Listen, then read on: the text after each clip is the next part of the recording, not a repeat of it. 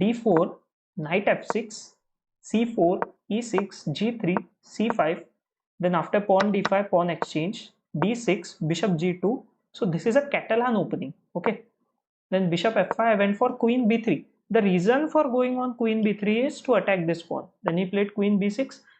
Here I was not very sure to take or not, but I think this was bit of a wrong decision by me, because here the black's rook is becoming active. But still I was like, okay, if the queens are not there, I can handle that activity. But I was not able to handle it later. Okay, so knight c3, bishop d7, e4, sorry, bishop e7, now bishop d7, knight g2, knight a6. I had the plans to play a3, but I know the knight will come anyway because this pawn will be pinned. Okay, so I just castle first, castling by both sides, then f4. The plan is to go e5. Then knight b4, e5. Knight went back. Very nice move, I would say, by black. Very nice move. Okay. The reason is, if he takes and I take and then knight goes back, then I have this move. Pawn to d6. And see this, that bishop don't have very good squares to go. Bishop has to go on d8 only. Even this square is covered by the bishop. So this is a very nice move that he played to put the knight back. Then I played bishop d2. The reason is I want to play a3. So knight comes here, rook c1.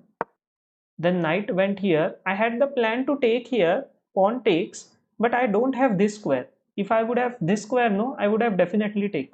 Because after, let's say, take, pawn takes, knight comes back on e2, then there is this rook takes pawn.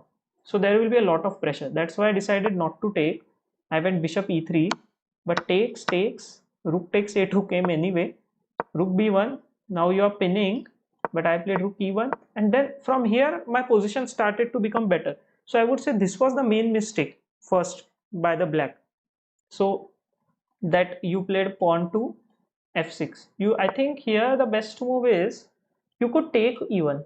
That's good because you are already a pawn up. So here 4 comes and then this move b4. The thing is, if the rook moves, I will take. That's very simple, okay, for everyone. So here takes, rook takes. The plan was, in my mind I had this, that he will play at some point discovered attack, but discovered attack will come with piece loss. So he went back, and here I took a lot of time and I had so many moves in mind and I played this. The reason is, if I play pawn takes f6 and like in my mind, if I think that let this bishop be blocked so that this discovered attack don't come. So after takes, bishop takes will come and then there will be pressure here. So that's why I played this takes. He took with a bishop and now I take here. Okay, but here if we will go back again, here the best move like that I have missed during the game was pawn to e6, and this is just advantage and a very nice advantage. Pawn to e6, I missed this during the game.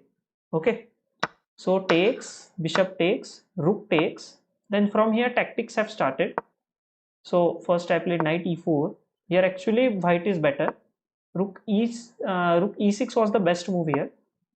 Then bishop came on a5, and here the best move was to directly go bishop c5. I played I played bishop c5, and here the best move was to directly take the rook. Okay, I played this, which was like leading to equality.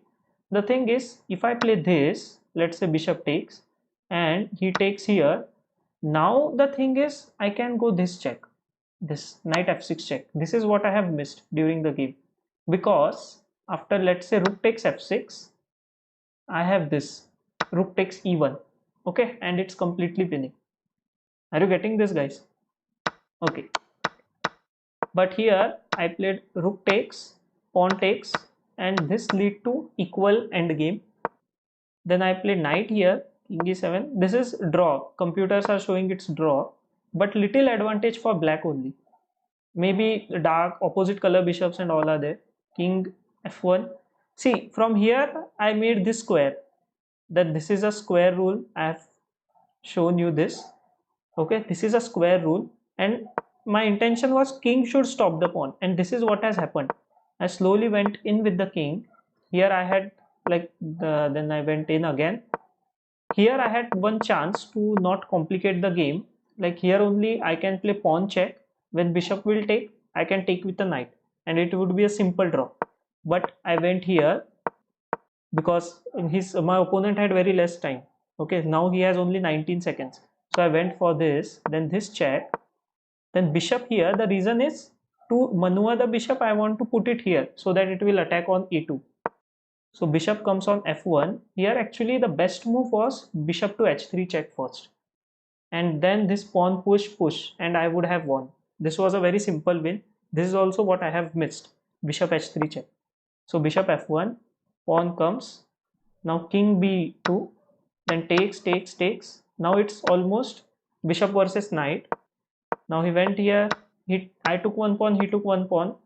Then I planted my bishop here. Then with the king I am trying to come close. And see, always put your bishop 2 squares away from the knight, and it's the best square. Now the thing is, knight is almost paralyzed. Knight only have this h1 square, but from h1 he can only come till f2.